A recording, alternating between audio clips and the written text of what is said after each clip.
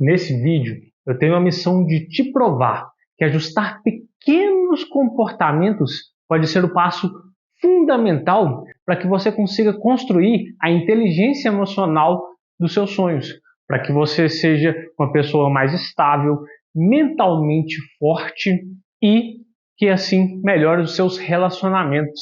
Eu vou fazer isso usando exemplos que acontecem naturalmente no nosso dia a dia.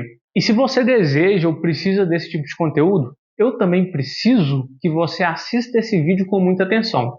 Por quê? Porque nessa aula, não é só porque vai ser muito útil para você, é também por isso, mas é porque também eu preciso que você esteja atento a essa sutileza que influencia o nosso comportamento, para o mal e para o bem. E isso acontece porque na vida não existe ponto parado. Ou você está piorando ou você está melhorando. E é assim porque nossos comportamentos ele tem aquele efeito meio que bola de neve. Mesmo que a gente não sinta isso, mesmo que a gente não perceba isso acontecendo, é assim que acontece. Então, esses pequenos comportamentos que vão desencadeando um tanto de coisa que vai dando aquela sensação de ansiedade, aquela sensação de vazio, de um aperto no peito, de não saber o que fazer, de ficar desmotivado. E a gente não gosta de estar nesse lugar que a gente vai sentindo que a nossa vida vai perdendo sentido, que ela vai piorando. Por outro lado, esse ajuste de pequenos comportamentos começam a mudar toda essa perspectiva.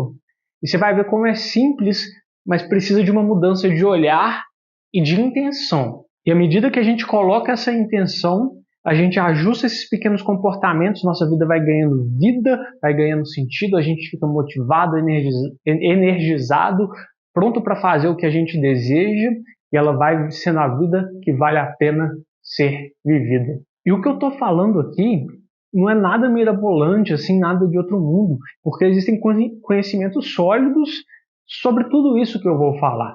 É tudo comprovado cientificamente. O problema é que a gente não conhece essas coisas, ou às vezes conhece, mas a gente está vivendo a vida com aquele conceito de insanidade que Einstein fala. Que insanidade, que loucura, é você buscar resultados diferentes fazendo sempre a mesma coisa. E aí, só para eu me fazer muito claro, o que eu vou te apresentar agora é uma aula sobre como você funciona, como o seu corpo e cérebro funcionam, e a partir disso, usar isso ao seu favor, mostrando o método da matriz do espiral ascendente para transformar a sua vida, criando um plano baseado num autoconhecimento sólido. Isso quer dizer que você vai transformar a sua vida da noite para o dia com esses pequenos ajustes? Não, mas esses pequenos ajustes são fundamentais e são o primeiro passo para essa mudança que a gente quer construir, porque na vida tudo é construído, tudo que vale a pena exige esforço e intenção. Mas o primeiro detalhe que vai te colocar nesse subir do espiral ascendente, são pequenos ajustes. E então eu quero comprovar, eu quero colocar isso à prova com você mesmo, para ver se isso tudo aqui que eu estou falando faz sentido, se é verdade. E a pergunta que eu tenho para te fazer é: você já agiu de forma impulsiva? Você se lembra qual foi a última vez que você agiu de forma impulsiva? Que você acabou perdendo o controle e acabou brigando com alguém? Que você acabou perdendo o controle e saiu da dieta que você queria tanto, que você estava se esforçando tanto, que ia trabalhar no seu corpo e tudo mais? Pois é, se você nunca teve esse tipo de comportamento, talvez você seja um robô, né? E a gente precisa analisar se você deveria estar aqui, se você não é um intruso no meio de nós. Mas brincadeiras à parte, o que eu penso sobre isso, não sei se você... É uma coisa que não faz muito sentido, né? Porque às vezes é algo que a gente está mirando, não era algo que a gente queria fazer, mas acaba uma impulsividade tomando conta da gente e a gente age diferente do que a gente acredita que a gente deveria agir. Por que isso acontece? E qual que é a relação disso com um juiz ser mais rigoroso em um caso que ele julgou mais cedo no mesmo dia, sendo que os casos são similares? Isso tem a ver com o esgotamento do ego. Isso é comprovado cientificamente e o que acontece no esgotamento do ego é um conflito entre a nossa parte mais racional e nossa parte mais primitiva, mais irracional, ou o sistema top-down e o sistema bottom-up, ou o sistema 1, que é o bottom-up, e o sistema 2, que é o racional. E tudo isso acontece em uma situação que às vezes a gente já está esgotado, que a gente gastou muita energia, exige uma atenção racional mas que a gente está com pouca energia, mas existe um impulso conflitante. E o tanto de energia que tem no cérebro, que é glicose, né? O tanto de glicose que tem no cérebro vai influenciar nessa tomada de decisão, se esse ego está esgotado ou não esgotado. Então, a relação disso com o juiz é que, por exemplo, o juiz, quando está mais perto do almoço, ele tende a ser mais rigoroso, porque ele está com fome. Então, ele tende a ser mais impulsivo. Isso é mostrado em estudo. Ah, mas quer dizer então que sempre que eu tiver com a energia esgotada, isso vai tomar conta de mim e não tem o que eu fazer. Eu vou reagir de forma impulsiva? Não é isso. E, inclusive, acreditar nisso faz com que você tenha um tipo de mentalidade que não ajuda nesse tipo de situação.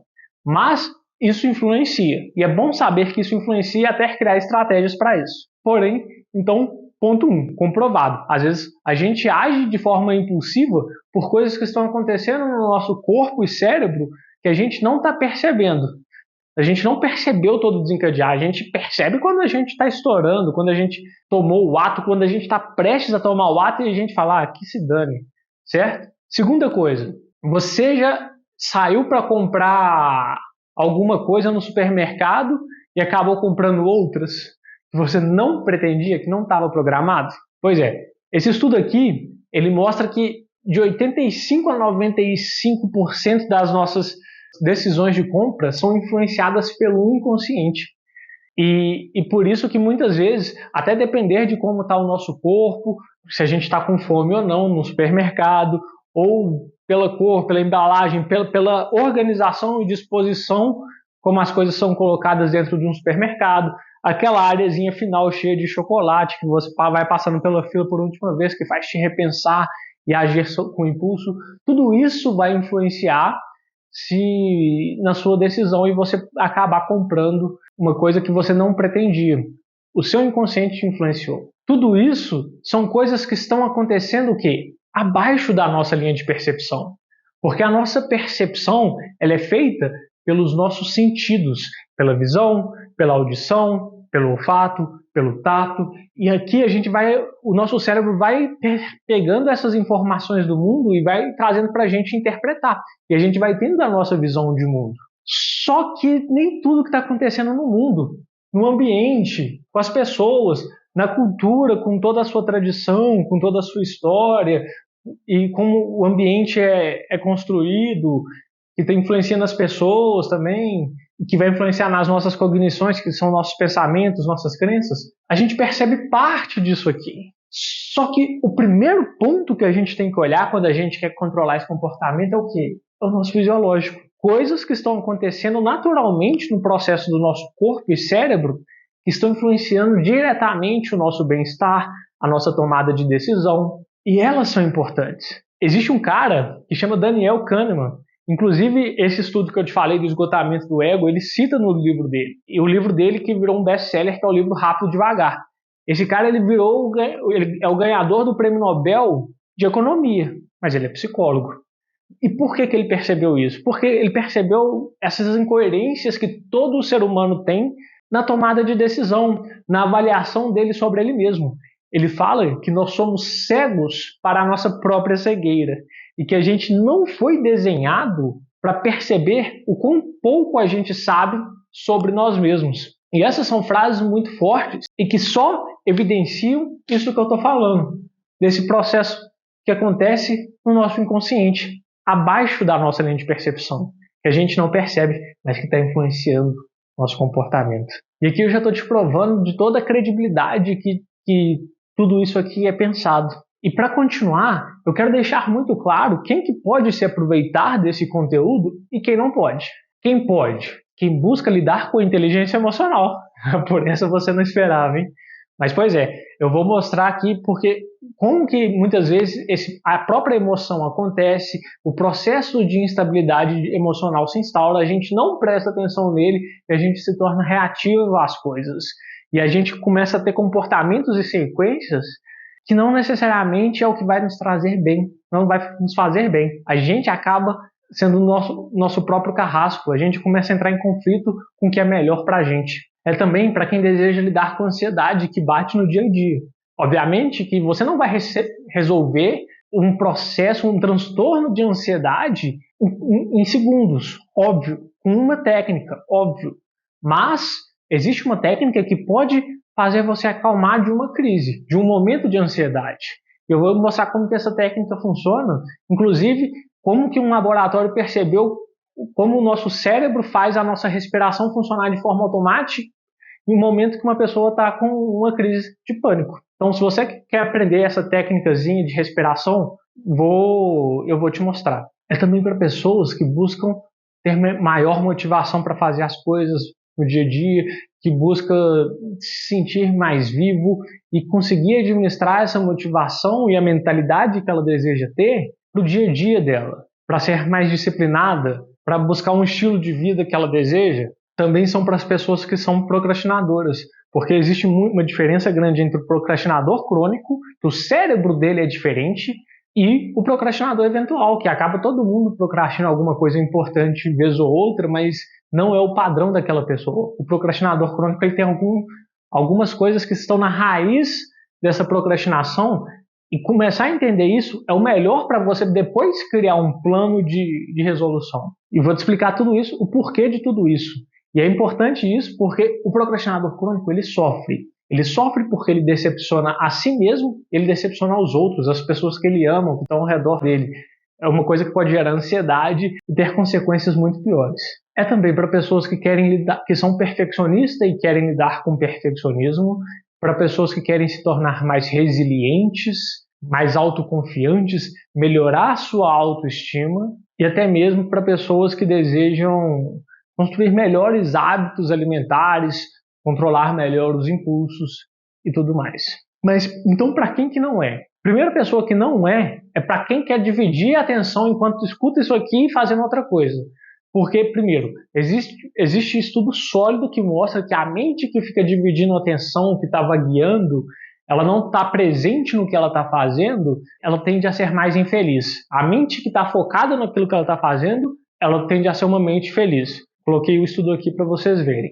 Segunda coisa, porque você vai ver isso, você vai pegar informações soltas do momento que você está mais focado nisso, no outro momento que você está mais focado na outra coisa que você está fazendo, você não vai prestar tanta atenção, o conteúdo todo não vai encaixar, e aí não sei como que você vai interpretar isso. Então não é para quem quer dividir a atenção. Não é também para quem deseja uma resolução mágica, uma reprogramação mental, algo que mude, transforme sua vida da noite para o dia, simplesmente porque isso não existe. Eu não estou aqui para prometer ilusão para você. Eu sei que às vezes, mesmo quando a pessoa ela não é tão imatura, porque quando a gente busca esse tipo de solução mágica, a gente é imaturo. Mas às vezes a pessoa não é tão imatura assim, mas ela está num momento frágil, os acontecimentos da vida dela tornaram ela sensíveis e ela percebe que ela precisa daquela mudança rápida, o que é uma imaturidade. Mas também esse momento sensível, machucado dela, com uma emoção à flor da pele, acaba fazendo com que ela busque esse tipo de solução, porque ela já sabe que ela quer, ela sabe que ela precisa, falar, eu preciso acreditar nisso. Então é um viés da mente cognitiva, um viés são essas distorções da realidade que a gente acaba tendo nos nossos pensamentos. Então tome cuidado com isso. Mas se você está procurando alguma mágica, reprogramação mental ou coisa do tipo, eu aconselho que você vá buscar em outro lugar. Também não é para quem quer um tanto de regrinha. Primeiro assim, depois assim, depois assim. Porque isso é uma falta de respeito com você, com a sua individualidade, com as coisas, com os aspectos que te fazem únicos. Porque, cara, quando você vai ali e coloca biometria na sua identidade, na sua carteira de motorista, seja no que for, só existe a sua. Só existe a sua. E quais são os aspectos, os elementos que te fazem único? Você precisa respeitar. Não é porque uma coisa funciona para uma pessoa que ela vai funcionar para você. Não é porque alguém tem facilidade e consegue lidar com uma coisa que você também vai ter facilidade com aquilo. A gente tem a nossa história, a gente tem a nossa personalidade, a gente tem a nossa genética, e todos esses elementos eles vão estar influenciando no nosso comportamento, nas nossas habilidades e em como lidar com a vida. E aí você está sendo injusto com você mesmo quando você pega e faz uma comparação.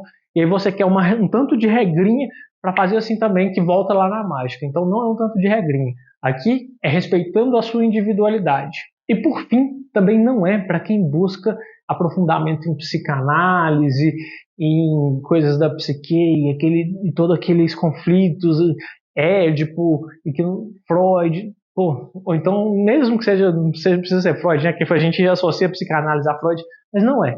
E eu entendo quem busca isso.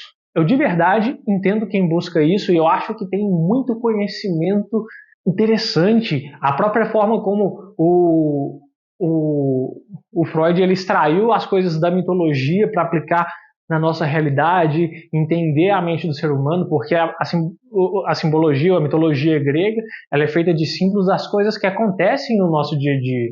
Por exemplo, Cronos ali, que é o deus devorador, o deus do tempo, e ele está devorando tudo, inclusive a gente. E ele, por isso que ele come os próprios filhos, porque os filhos estão no tempo, e o tempo devora tudo que é matéria. Então, isso é muito interessante, a gente vê isso acontecendo. É um símbolo que a gente vê acontecendo o tempo inteiro, em tudo quanto é matéria, inclusive na gente. Por isso que a gente está na correria, por isso que a gente está sem tempo para fazer, porque o tempo está passando e a gente está sendo devorado por ele. Ok. E todos esses conhecimentos filosóficos, de psicologia, eles são muito interessantes. Eu busquei esses conhecimentos por muito tempo da minha vida. Eu sempre fui o cara que eu olhava para mim e falava, cara, eu sou meio diferente, eu não sei se essa vida aqui faz tanto sentido. Será que qual que é o sentido da minha vida? Por que eu tô aqui? Eu ficava nessas piras, sabe? E aí eu ia buscar entendimento, eu ficava questionando, ficava observando o modo de agir das pessoas, às vezes a hipocrisia, e por que alguém se dava bem, se dava mal, se aquilo valia a pena, não valia a pena, e todo aquele tipo de questionamento assim na minha mente que sempre foi meio inquieta, né? Não parava. E a filosofia, ela trabalha com esses conceitos e ela vai te mostrando um modo de pensar muito interessante. Só que às vezes você entra nessa pira demais, você se perde. Você se perde porque, primeiro, que é um mundo muito vasto. E segundo, que às vezes o tipo de conhecimento que tem ali, ele nem sempre é muito claro do que é aplicável.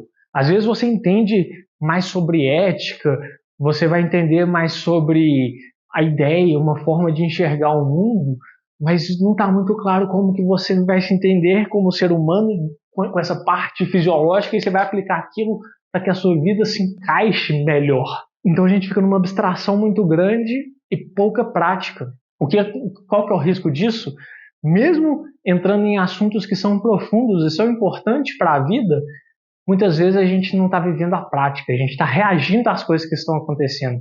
Da mesma forma, como eu falei ali, esses comportamentos sutis, a gente está se deixando levar. E essa falta de intenção no que a gente deseja fazer, essa falta de intenção, de percepção do que está acontecendo com a gente, ela acaba influenciando muito em que a gente vai se tornando e o tipo de vida que a gente vai vivendo. A vida vai passando e você está preocupado com coisas muito abstratas. Assim foi o que aconteceu comigo. Tanto é que eu fui fazer uma faculdade que eu sempre soube que eu não queria atuar naquela área. E fui fazendo e demorei para formar porque tinha coisas importantes acontecendo comigo na questão de saúde mental, mas eu só estava reagindo, sabe? Tipo, o que vinha eu estava fazendo. Só que uma coisa que eu nunca deixei de fazer é tentar entender melhor esse comportamento. E eu fui percebendo que eu estava muito abstratão demais e pouco prático. E aí eu fui buscar conhecimentos que eram mais práticos. E comecei a pegar, e peguei aí neurociência, economia comportamental, comecei a perceber minha forma de agir, como que eu era influenciável, como que eu não era, como que eu era irracional, como que eu era racional. E fui entendendo tudo isso melhor e me aprofundando, me aprofundando. Cheguei num nível de conhecimento bom. Falei, cara, mas eu não estou aplicando. E aí foquei só em coisas práticas para eu aplicar. E mesmo assim eu não aplicava. Era inacreditável. Falei, por que eu não estou aplicando? E existem alguns motivos. Primeiro porque existe uma coisa que chama caos e ordem. Isso também vem da filosofia, um símbolo muito bom, que é muito conhecido, que representa esse caos e ordem, é o símbolo de Yin Yang, na cultura chinesa, que é aquela bola que é meia preta, meia branca, né? E aí tem duas bolinhas pequenas em cada canto. Aquilo é o início e o fim, aquilo é um ciclo. E o caos, ele é muito importante na nossa vida porque ele se apresenta como os desafios. E esses desafios vão vir mesmo que você busque a vida mais confortável possível. É impossível você ficar parado numa parte só de ordem. Tanto é, por exemplo, olha um exemplo recente que veio, o Covid chegou e as pessoas sentiam o caos, o desafio dentro das suas próprias casas, no lugar que ela é o mais dominado por ela possível. Então, tipo, o caos é esse chamado por um desafio para você dominar uma fera nova, e ele vai te fazer lidar com medos, com questões pessoais. Por outro lado, a ordem é quando você domina todo esse desafio, você domina esse caos, esse dragão, e você consegue ter estabilidade. Isso traz estabilidade para a sua vida. Então, um é importante para te fazer amadurecer, para te fazer crescer em novos pontos, e o outro é importante para aumentar a sua segurança, sua estabilidade, sua confiança, né? E só que isso não se representa só nesses desafios da vida. O símbolo ele é muito interessante porque ele é mais real do que aquilo que a gente está conseguindo ver. A gente tem um entendimento muito pobre de simbolismo hoje. E uma forma que ele se apresenta na realidade é a forma que, vamos supor, imagina que existem carros, existem ruas, as ruas já seriam um pouco de ordem, mas não tem sinalização, não tem regra de trânsito. Quanto de caos teria? Um excesso de caos faria quantas batidas, teriam quantas mortes? A gente traz isso para o mundo hoje, quantos estímulos estão chamando a nossa atenção, quanto conhecimento, tudo muito acessível, mas muita coisa que às vezes é fake news, que às vezes não é verdade, que é só manipulação para te fazer prender sua atenção, outras que são verdades, mas são difíceis de achar e que misturam com outros estímulos que estão te distraindo, que estão deixando sua mente vagueando e você não presta atenção, você não absorve direito, e aí você começa com esse tanto de informação solta que tá na sua mente de forma desordenada. Então, eu precisei pegar todo esse conhecimento que estava assim na minha mente, primeira coisa, ordenar eles, entender como que eles funcionam, quando eles funcionam, e criar uma organização. Isso me trouxe estabilidade para conseguir aplicar melhor essas coisas. E depois disso, ainda tem uma coisa. Se eu viver simplesmente de aplicar ferramentas que estão organizadinhas em determinados momentos, eu não crio um plano para ser seguido. E existe até tipo, nos Estados Unidos e talvez em outros lugares do mundo, uma das áreas médicas que mais cresce é a medicina do estilo de vida, em que o médico olha para a sua individualidade, ele entende os seus exames, ele vai entendendo sua personalidade, sua história de vida, e ele vai te ajudando a construir o seu estilo de vida. Por que a medicina relacionada a isso? Porque a gente já estendeu muito o nosso tempo de vida. Só que pouco adianta a gente ter muito tempo de vida se a gente vai chegar no final dessa vida sem saúde, sem longevidade. E a gente quer construir uma vida que a gente seja feliz, que a gente seja capaz de fazer coisas que façam sentido, de ser útil para a sociedade, de amar as pessoas, construir bons relacionamentos. E tudo isso a gente precisa fazer de forma intencional, que é o que eu quero te ajudar a fazer aqui. Então você percebe que tem 4 pilares que desenvolvem que no meio desse caminho que eu percebi que são importantes para a construção desse método. O primeiro é o autoconhecimento. O segundo é ter ferramentas práticas. O terceiro é ter ordem. E o quarto é ter um plano a ser seguido, e esse plano tem que ser individualizado. Por isso eu não vou criar um plano para você, mas eu vou te guiar para que você crie o seu plano. Então, beleza. Para você entender isso, vamos pensar como que se desenvolve as emoções, como que elas começam a aparecer na nossa vida e do que ela é feita, qual que é a diferença dela para sentimento. Para isso, vamos imaginar voltar para quando você era um bebê. Existem 2 formas de se relacionar com o mundo. Interoceptando. Interoceptar é você perceber como está a sua respiração, como estão as coisas dentro de você, sua frequência cardíaca, se você tem dor, se você não tem. Você vai prestando atenção em você, nas suas emoções.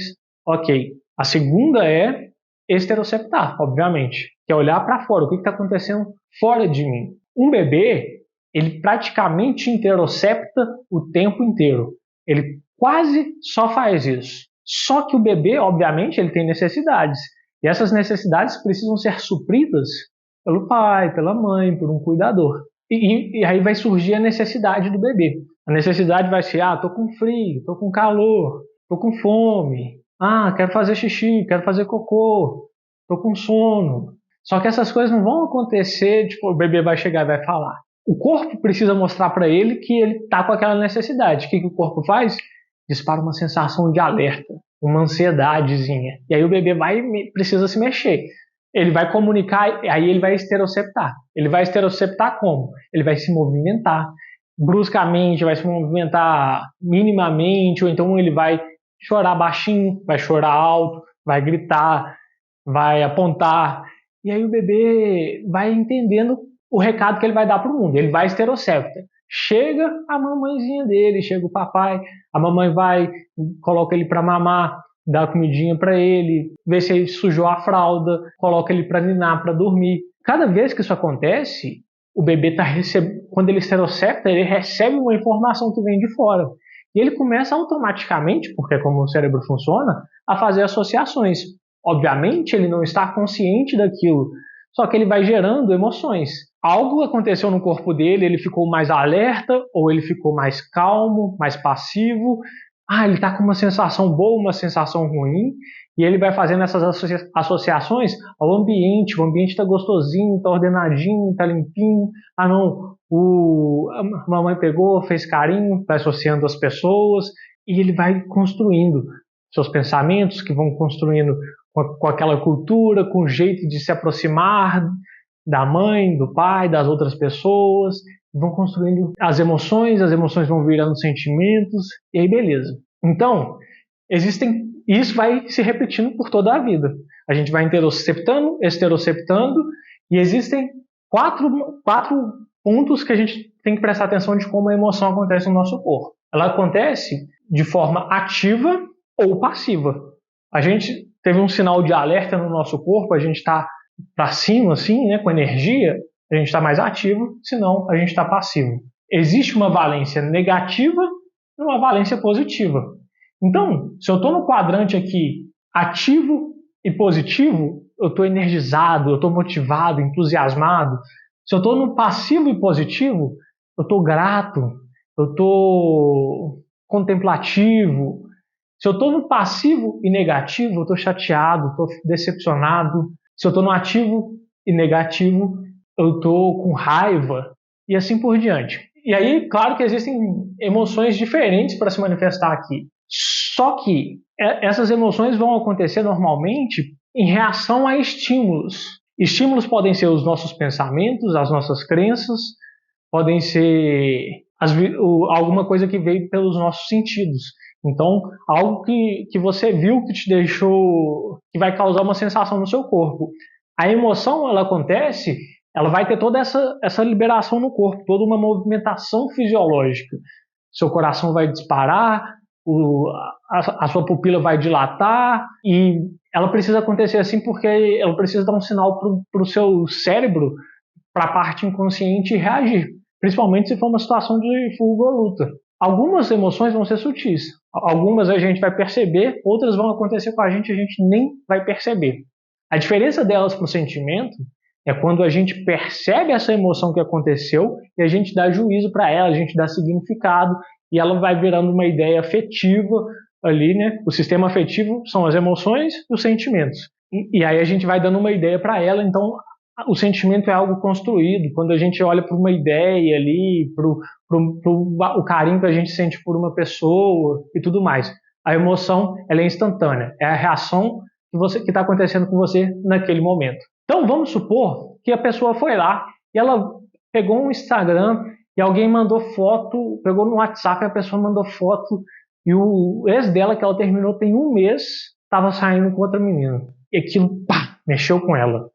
E na hora que ela viu aquilo, o que aconteceu? O coração disparou. O coração disparou, começou a vir uma agitação, a respiração ficou ofegante, foi liberado epinefrina ou adrenalina, que é a mesma coisa. E aquilo deixou ela meio que agitada. E como que ela poderia lidar numa situação emocional? O que ela estava fazendo quando aquela emoção aconteceu? Ela para e pensa, existe uma ferramenta baseada nisso. O que eu estou fazendo? Estava mexendo no WhatsApp, recebi a mensagem. Eu estava esteroceptando ou interoceptando? Porque depois de esteroceptar, eu vou interoceptar ou eu vou esteroceptar de novo? Qual que vai ser a minha reação depois disso? Então percebi alguma coisa, fui lá, anotei, essa é uma emoção que eu quero conservar ou que eu não quero conservar. E aí você vai fazendo isso, qual que foi o gatilho? Consigo perceber o gatilho? O que me deu vontade de fazer? Eu estou em qual quadrante aqui? E aí você vai, anota essas coisas, escreve elas, e à medida que as coisas vão acontecendo, e você vai fazendo isso de uma forma regular, você consegue perceber suas emoções, reconhecer quais emoções estão acontecendo, em quais momentos, e se torna mais previsível. Só que a gente não faz isso, é óbvio, né? E aí, o que acontece? A emoção bate no nosso peito, a gente até percebe mais ou menos, às vezes nem percebe, mas a gente já vai estereoceptar. Preciso falar disso com uma amiga, e liga para sua amiga, mas você está muito ansiosa, e conversar com ela só te deixou mais ansiosa ainda, porque você fica pensando, e você fica ruminando aqui, e aquela coisa vai tomando conta. E o que você poderia ter feito? A epinefrina é uma coisa boa. A gente precisa dessa sensação da ansiedade, desse alerta, para a gente fazer as coisas. Ela nos faz movimentar, ela nos faz ter energia para ir buscar o que a gente quer. O problema é o excesso dela e a falta dela de ter um significado de algo para fazer. O problema é ela sem a dopamina, que eu vou explicar daqui a pouco. Porque a epinefrina, ela é produto, ela é produzida da dopamina. A epinefrina, a norepinefrina, elas são produzidas da dopamina. Só que elas geram ansiedade porque a gente acaba se colocando numa situação de luta ou fuga como se tivesse um tigre dentro do seu quarto, só que não tem nada. É só a sua mente trabalhando. Então você entra nesse estado de ansiedade.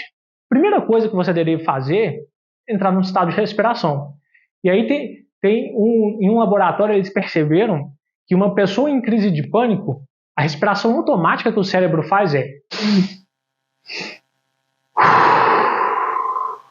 Você percebe que puxa o ar forte, para, puxa de novo e expira tudo. Quando você começa a fazer esse tipo de respiração, você vai se acalmando, você vai diminuindo o seu nível de ansiedade, de alerta. Por que isso acontece? A respiração, a gente consegue, é a parte que a gente tem mais poder para influenciar a nossa parte mais primitiva do cérebro. Talvez você possa ter ouvido falar disso como cérebro, como que chama? Reptiliano, talvez, ou as partes regulatórias de frequência cardíaca e tudo mais. Não é a única, mas é a que a gente tem mais poder de influência sobre essa parte. E em momentos de luta ou fuga, é importante que a gente reaja rápido. Então a gente não tem tempo de parar e raciocinar qual que é a melhor decisão possível. É melhor eu calcular aqui a distância que eu vou percorrer para fugir de uma situação ou simplesmente corro? Você simplesmente corre, o seu cérebro vai fazer isso para te permanecer vivo. Só que nessas situações de ansiedade urbana, são poucos casos que a gente está numa situação de realmente luta ou fuga. A gente só está nesse estado. Então, você usa essa respiração para que a sua parte racional volte a ter controle do seu cérebro. E aí sim você tem mais calma para pensar, para de repente fazer essa parte da inteligência emocional, para controlar tudo e se entender melhor. Então você já vê que o primeiro comportamento sutil que eu não falei é perceber as emoções, é dar significado, é reconhecer elas e tentar fazer com que a partir do momento que você começa a ter esse tipo de anotação, que elas se tornem previsíveis. O segundo é respirar. Toma controle das suas partes mais primitivas, das partes regulatórias. E é importante falar também que o seu cérebro é único, ele não é dividido entre a parte reptiliana, o complexo mamífero, né, que eu esqueci como é que chama também, e a parte racional, córtex frontal, não. Tudo influencia tudo ao mesmo tempo. Tudo em todo lugar ao mesmo tempo. Então, é que esse é o filme que ganhou o Oscar, né? Acho que é esse o nome dele. Mas, enfim, então você precisa entender como isso funciona em conjunto. Ok, então a segunda coisa é respirar. Respiração é algo fundamental que vai te ajudar a manejar estresse, a manejar crise, para que depois você possa trabalhar sobre o motivo dessa ansiedade, do que está acontecendo e entender melhor suas emoções. Só que o que aconteceu? A pessoa não fez a inteligência emocional, não fez também a respiração, e ela vai lá e ela lembrou que tinha um tanto de chocolate. E ela estava ansiosa e aquilo vai trazer alívio para ela. Ela abre o primeiro chocolate ou vai comer o pote de sorvete e come o pote de sorvete inteiro.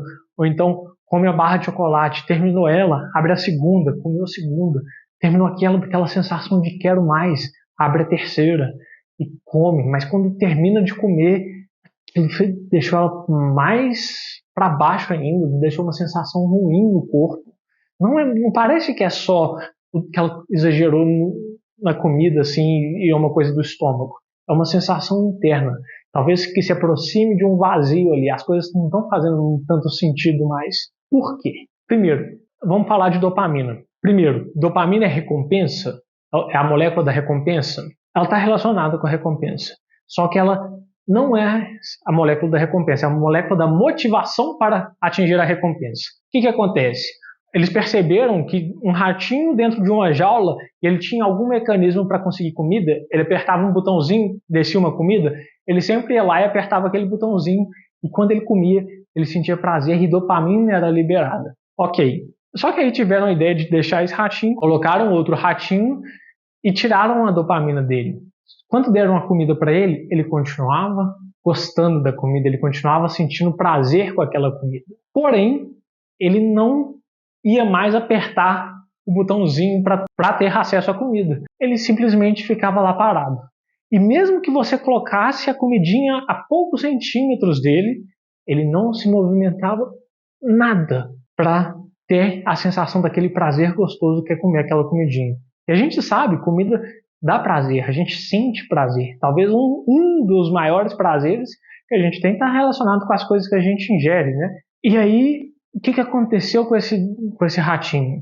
Eles perceberam que a dopamina estava mais relacionada à motivação para ele ir atrás das recompensas do que a recompensa em si. Acontece que você tem uma experiência inesperada e aí você sentiu, aquela experiência foi muito boa. Naquele momento, sim, a dopamina veio no momento da recompensa. A partir do momento que você conhece aquilo, nas próximas vezes, ela passa a vir como a expectativa daquela recompensa. E aí, eu quero que você entenda duas coisas. Existem dois caminhos principais da dopamina no cérebro. O caminho da motivação, que aciona até a parte mais racional, e o caminho de movimento. Porque, por exemplo, a pessoa precisa se movimentar. Até doença de Parkinson, por exemplo, que a pessoa vai perdendo o controle, ela está relacionada com alterações na dopamina, certo? Então, beleza. E a dopamina, a segunda coisa é que a dopamina ela é liberada de duas formas, a liberação tônica e a liberação fásica. Uma delas está relacionada com uma liberação mais local, que vai estar mais relacionada com o seu nível basal, o nível comum de dopamina que você tem. A segunda vai ser uma liberação volumétrica, que está relacionada com o pico de dopamina que você atinge. E todo mundo tem seu nível basal de dopamina. Isso é influenciado por duas coisas. Primeiro, a sua genética. Naturalmente, algumas pessoas vão ser mais motivadas, ter mais energia para ir em busca das coisas do que outras. A segunda é o que você fez. O que você fez ontem? O que você fez semana passada? O que você fez mês passado? Tudo isso também vai influenciar o seu nível basal de dopamina. E por que tudo isso é importante? Porque você está aqui com uma liberação constante de dopamina, esse é o seu nível basal. E aí você foi lá e você buscou uma atividade prazerosa e você teve muito prazer com ela. Só que o quão prazerosa é uma experiência depende da diferença do tanto que o pico atingiu em relação ao nível basal. Não é simplesmente qual foi o máximo do pico. Não, qual que foi o máximo do pico menos o nível basal que já tinha. E aí você começa aqui, só que toda experiência de dopamina ela vai ter uma queda de dopamina depois. Essa queda ela tende a ser proporcional ao pico de dopamina. E essa queda também, para algumas atividades ela vai ser mais brusca, para outras ela vai ser mais lenta. Então ela vai aqui, pum, e queda. Então você comeu um chocolate gostoso e ele vem e deu uma queda. Isso aqui dá uma sensação de dor, é um incômodo depois de uma atividade muito prazerosa. Principalmente se é uma atividade dessas de prazer instantâneo. Então você busca ela, você tem essa queda, e aí automaticamente o seu corpo vai se regulando e vai tentando voltar aos poucos ao nível basal. Aí você vai lá, você dá outra atividade de muito prazer, ela tem uma queda intensa em segundos ou minutos, tipo, você fica mexendo nas redes sociais. E aí seu nível basal vai querendo aumentar, mas vem aquela sensação de quero mais, quero mais. Esse quero mais que as pessoas que têm problemas com vício sentem, que a gente sente também, ela é uma dor, porque o seu nível caiu. E aí você vai aqui, e aí você dá outro pico de dopamina, pum, e aí você vai sentindo de novo, de repente outro pico. Esse é um estilo de vida que o que vai acontecendo aqui é que a linha basal vai diminuindo naturalmente. Pode não acontecer num dia, pode não acontecer numa semana, pode não acontecer num mês, mas sutilmente ela vai caindo. E você vai se tornando como a pessoa que é tipo aquele ratinho, que continua tendo prazer com as atividades, só que você não tem mais motivação, vai dando aquela sensação de vazio, porque você não tem energia. A química no seu cérebro e corpo está comprometida pelo estilo de vida que você está levando. Você é a pessoa que fica dentro do quarto, assistindo um filme, pede uma comidinha gostosa, mas as coisas, você não tem motivação para ir atrás daquilo que você deseja, dos seus sonhos, para ir em busca de algo. Você está ali com aquele estilo de vida comprometido. Você está triste.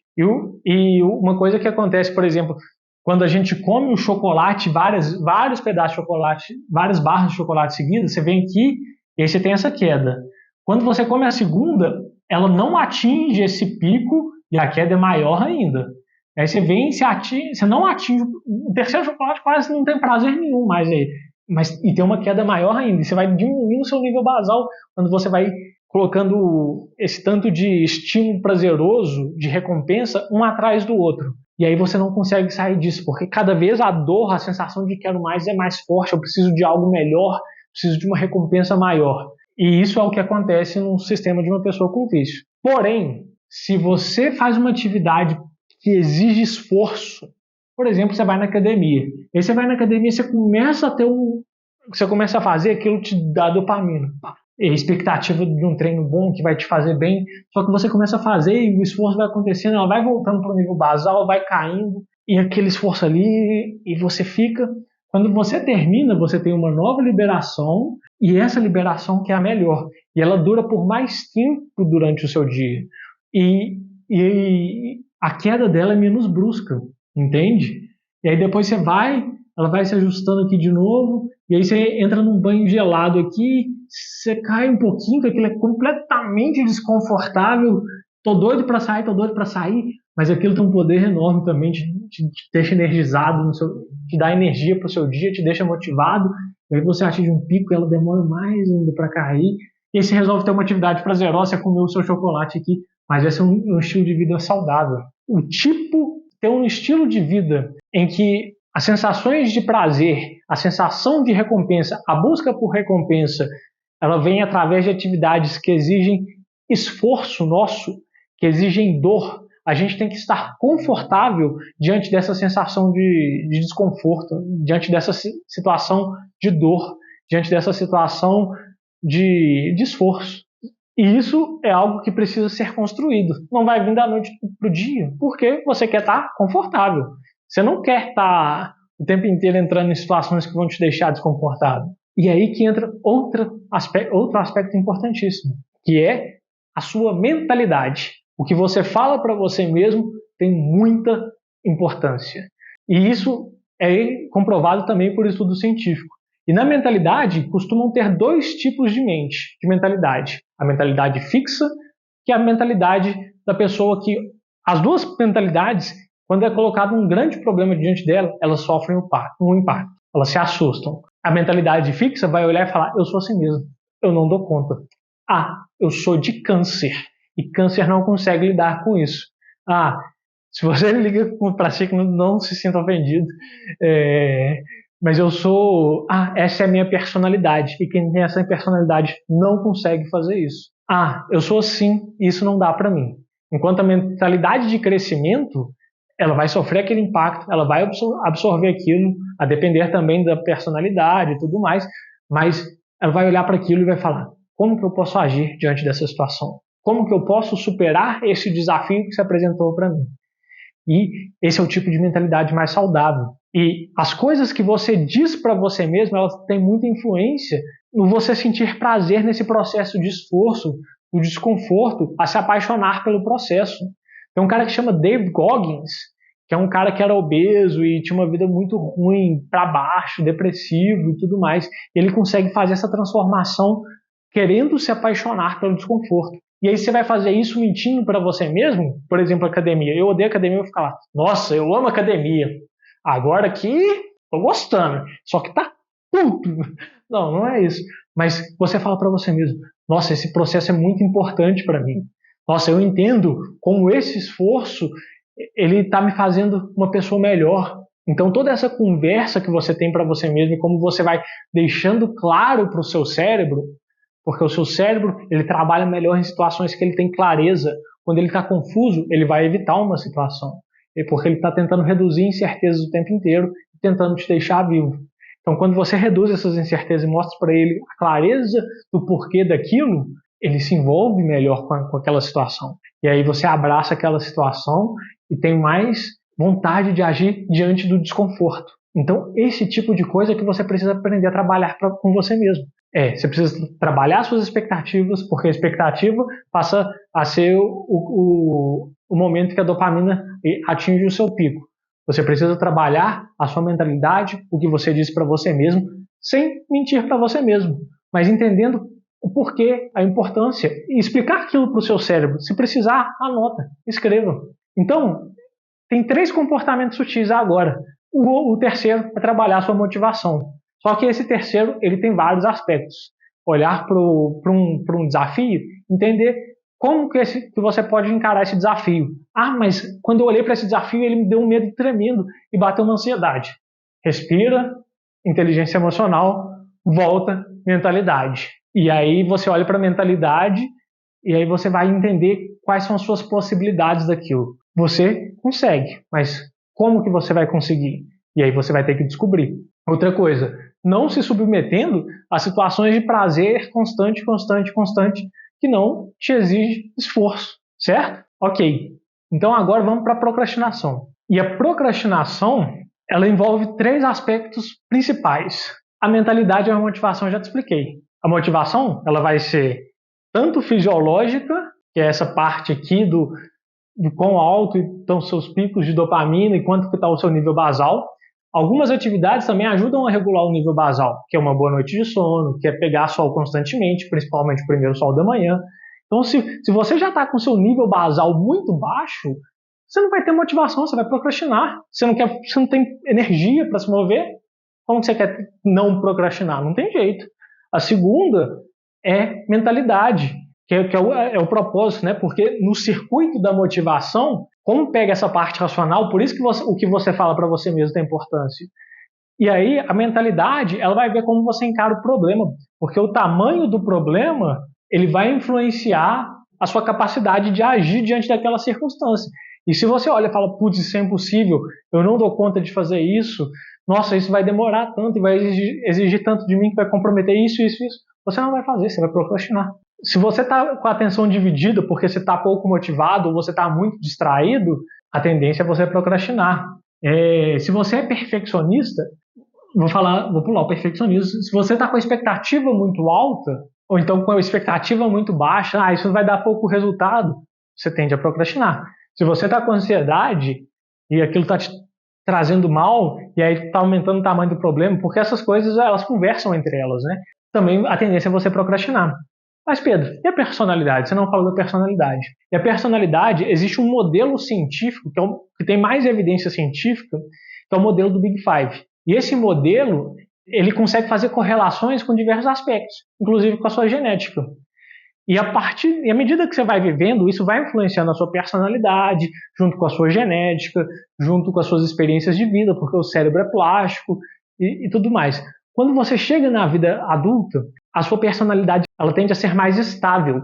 Isso quer dizer que ela não muda mais? Não, não quer dizer isso.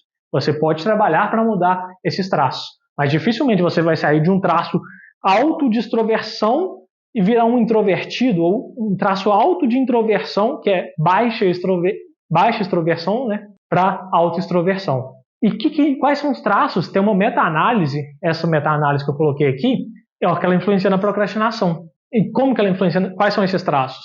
O elevado grau de neuroticismo. O que é o elevado grau de neuroticismo? a tendência que a gente tem a ter sentimentos ruins, negativos perante as situações. É tipo aquele pessimista. Ele tem um sinal de alerta. Isso vai dar problema. Isso não vai ser legal. Isso pode acontecer isso, isso e isso. Ele fica ruminando demais na mente dele e ele tende a sentir sensações negativas. São pessoas com sinal de alerta mais ligado. Essas pessoas, tendem a ser mais preocupadas com o que o outro vai pensar dela. Ela tende a ser preocupada com vários aspectos que deixam elas mais tendenciosas, não é causa, mas deixam mais tendenciosas a ter problemas de ansiedade, de depressão e de perfeccionismo. Então, uma pessoa que tem um grau muito elevado de neuroticismo, ela está muito preocupada e aí ela tende a ser mais perfeccionista. Existem diferentes tipos de perfeccionismo, mas eu não vou abordar eles aqui agora. Então se eu tenho um nível de neuroticismo elevado, eu estou condenado a procrastinar? Não, isso seria mentalidade fixa. Você precisa saber que você tem isso, e aí você precisa reconhecer quais são as suas tendências.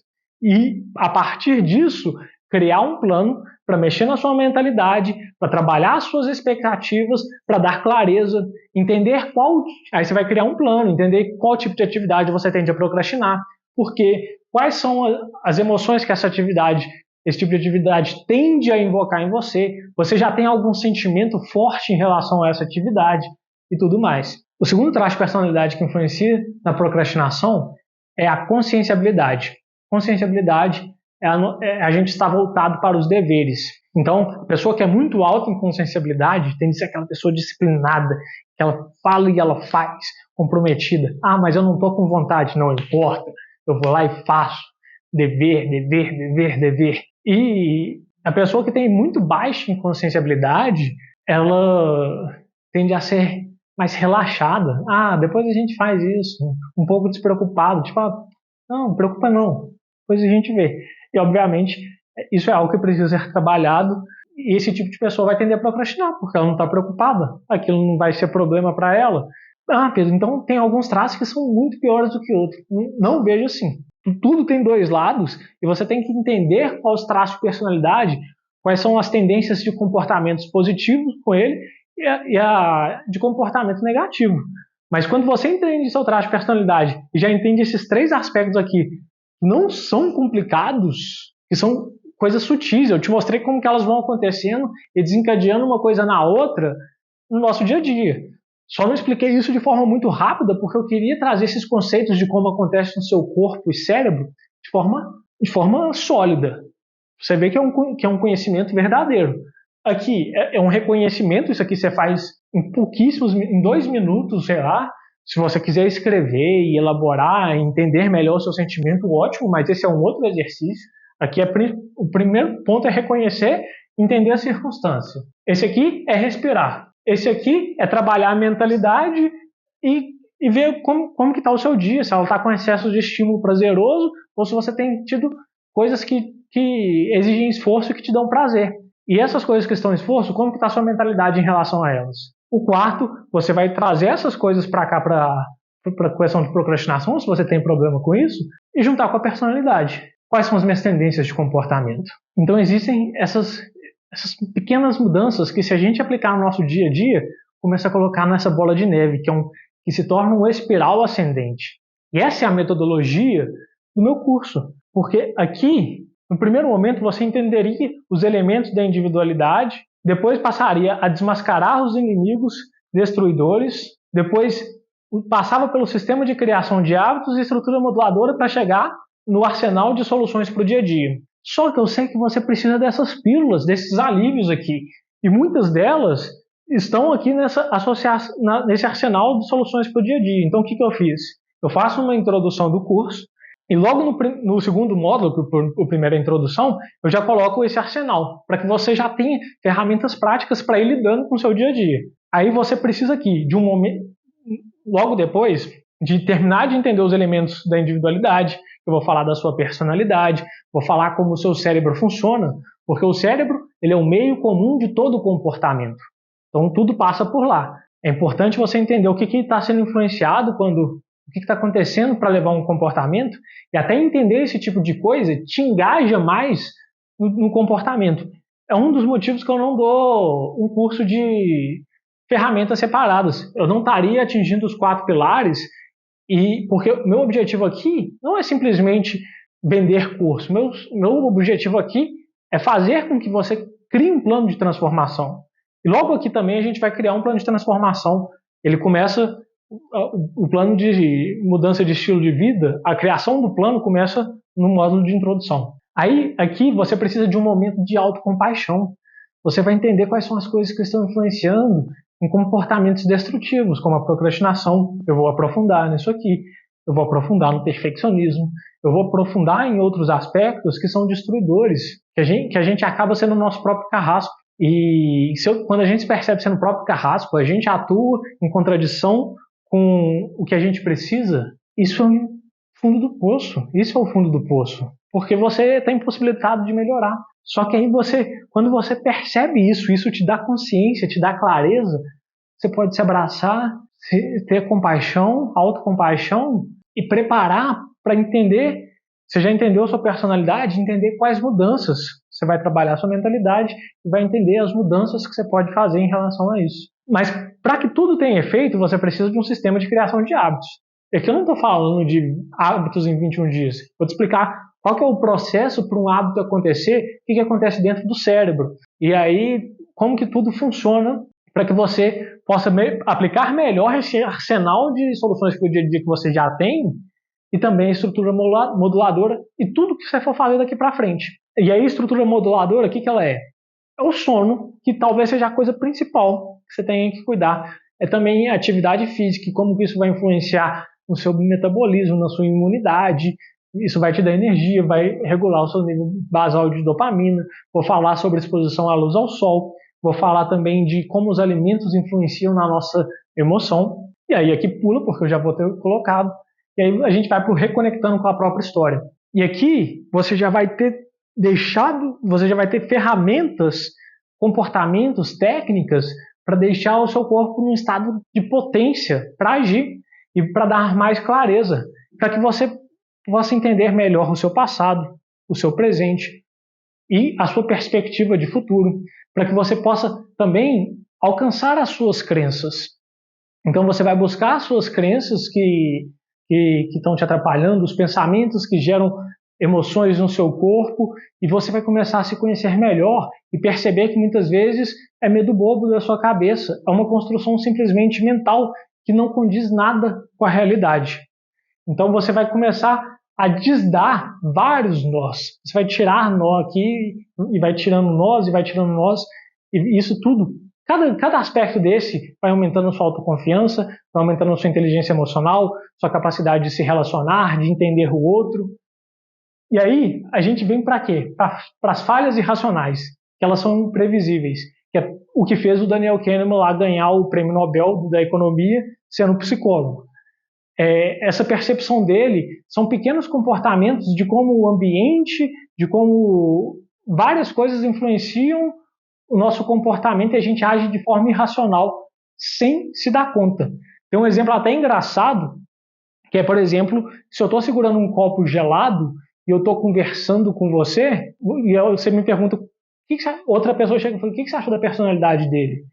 Eu tento falar que você tem uma personalidade fria, as chances são muito maiores, simplesmente porque o copo é gelado e ele está influenciando o sistema mais primitivo do cérebro, que está influenciando o meu pensamento. Você vê que tudo funciona em unidade e nos faz gerar conclusões erradas. Como lidar com isso? Como lidar com o ambiente para que a gente possa potencializar quem a gente é, os nossos resultados? Depois, programados para o social. E porque, cara, não tem como, você precisa ter bons relacionamentos na vida, a não ser que você não queira ter uma vida feliz. Tem estudo de Harvard que monitorou a vida de várias pessoas a vida inteira, desde criancinha, e acompanharam ele por muitos, muitos anos, nem lembro o tempo, mas tipo assim, vida inteira. Alguns foram presos, outros foram super bem sucedidos, e teve gente de tudo quanto é jeito, teve gente que teve doença. Qual foi a maior relação que eles acharam para a felicidade? A qualidade dos relacionamentos. Sim, nosso cérebro é totalmente voltado para o nosso social. Até as nossas necessidades fisiológicas, quando a gente é bebê, elas precisam ser abastecidas por um sistema social.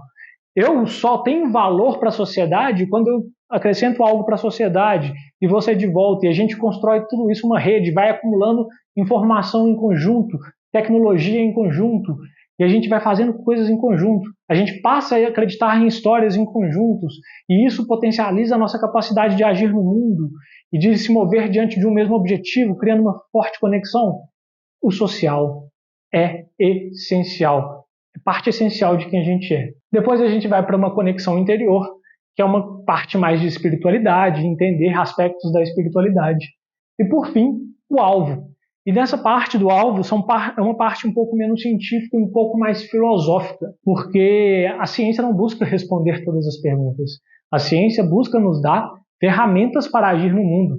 Ela fala de que um material é feito e a gente aprende a utilizar aquele material melhor. Mas como eu vou utilizar? Para o bem ou para o mal? Aquele comportamento meu vai ser bom ou vai ser ruim? E tudo isso, esse tipo de construção passa por uma base mais filosófica de como agir no mundo. E essa é a matriz do espiral ascendente que faz todo um planejamento de construção de um estilo de vida. Um estilo de vida que é capaz de transformar a sua vida. E aí eu te pergunto, o que te afasta do seu sonho? O que te impede de buscar isso, toda essa estrutura que vai te dar diferentes capacidades para agir em todo tipo de situação na sua vida? Você pode melhorar sua eficiência, sua produtividade, sua capacidade de ganhar dinheiro. Você pode melhorar os seus relacionamentos, a forma como você entende a si mesmo e ao próximo. Você pode conseguir administrar melhor o seu tempo e entender se realmente as atividades que você deseja fazer e que você faz, elas fazem sentido para você ou não. Você pode entender qual que é o propósito de vida e como que, entendendo todos esses aspectos, você pode ser cada vez mais útil para as pessoas ao seu redor, cada vez mais importante para a sociedade. Isso te dá uma possibilidade de agir no mundo muito forte. E o que te impede de fazer isso agora? Qual é o medo que você tem? O medo que você deveria ter, na minha opinião, é não buscar esse tipo de informação, é não buscar esse tipo de conhecimento que não é simplesmente eu jogando informação para você. Porque eu sei que eu tive dificuldade de aplicar quando isso foi jogado para mim dessa forma. Mas é te ajudando a colocar elementos para que você costure o seu próprio planejamento, o seu próprio plano de vida. Você consiga criar esse plano. E a gente vai usar a ferramenta Notion para fazer isso. E aí, tipo, às vezes a pessoa vai lá, ela chega até aqui no vídeo, está super interessada e ela decide não. Mas ela decide gastar mais de 10 mil reais num celular. Ela decide gastar em financiar um carro. Ela decide gastar em coisas supérfluas do dia a dia e vai acumulando várias coisinhas supérfluas. Ela decide gastar em tipo de curso que cobra 5 mil, 10 mil reais e não entrega nada disso. E nesse momento, esse curso não está nem isso. E você pode dividir em 12 vezes, dá cerca de 12 de 59 reais, porque está apenas 590 reais. Não prometo que esse preço vai permanecer, mas é o preço do começo e eu espero construir com você junto. Dentro do curso, eu vou te explicar como usar a ferramenta Notion e como eu construir um template para que você consiga extrair o melhor de cada aula, para que você consiga aplicar as ferramentas que você está aprendendo e que aquilo te dê estabilidade e para que consiga realmente atingir esse objetivo nosso final. Porque meu objetivo não é vender simplesmente o curso, é fazer com que você cumpra ele, é fazer com que você coloque ele em prática. Porque para mim faz muito mais sentido se eu vender o curso e a sua vida mudar do que se eu vender o curso e você deixar ele ali parado. Então, eu vou tentar criar esses mecanismos para te incentivar, para te motivar, porque esse é o meu papel. Quero que você venha caminhar comigo nessa jornada, para que a gente possa construir uma conexão, para que eu possa te entregar um verdadeiro valor em um conhecimento que, de verdade, eu não sei se você... mas é totalmente sólido. É totalmente sólido. É algo concreto e que dá para aplicar. Obviamente, tem um começo e, como eu falei no começo, você não vai transformar a sua vida e você vai sim precisar de esforço. Você vai sim precisar de estar ali atuando no dia a dia. Mas ele é muito bom. Ele é tem coisa muito boa para você aplicar. E por fim, eu quero te perguntar, se você não comprar agora, quando você vai comprar? Como você pretende estar daqui a um ano se você não comprar? Como você pretende realizar as suas metas, seus objetivos? Conseguir trabalhar com esses probleminhas que você tem no dia a dia, talvez com esse aperto do vazio existencial, talvez com essa ansiedade. Como você pretende estar daqui um ano, daqui 2 anos, daqui 5 anos? E como você acha que esse tipo de curso, desse tipo de conhecimento e de ferramentas práticas podem te levar? E só para terminar, por que eu não fiz um desses sistemas de recorrência, que no fim dá mais ou menos a mesma coisa? Você paga 49 por mês, você tem que dar 12 vezes, tem uns que são 79, 89, mas se eu só simplesmente jogar ferramentas, primeiro que eu perco a psicoeducação. Quando você entende o porquê e o que está afetando no seu corpo e cérebro, você tem mais chance de aplicar aquilo. Segundo, que eu criei de forma ordenada para que não seja algo caótico e a gente possa construir esse plano junto. Para mim seria muito mais cômodo simplesmente jogar as ferramentas para o alto e falar: vai lá e aprende, vai lá e aprende. Mas aqui é a construção de um planejamento de vida. E por isso eu quero que você se junte a mim. Agora é com você, eu te espero do outro lado.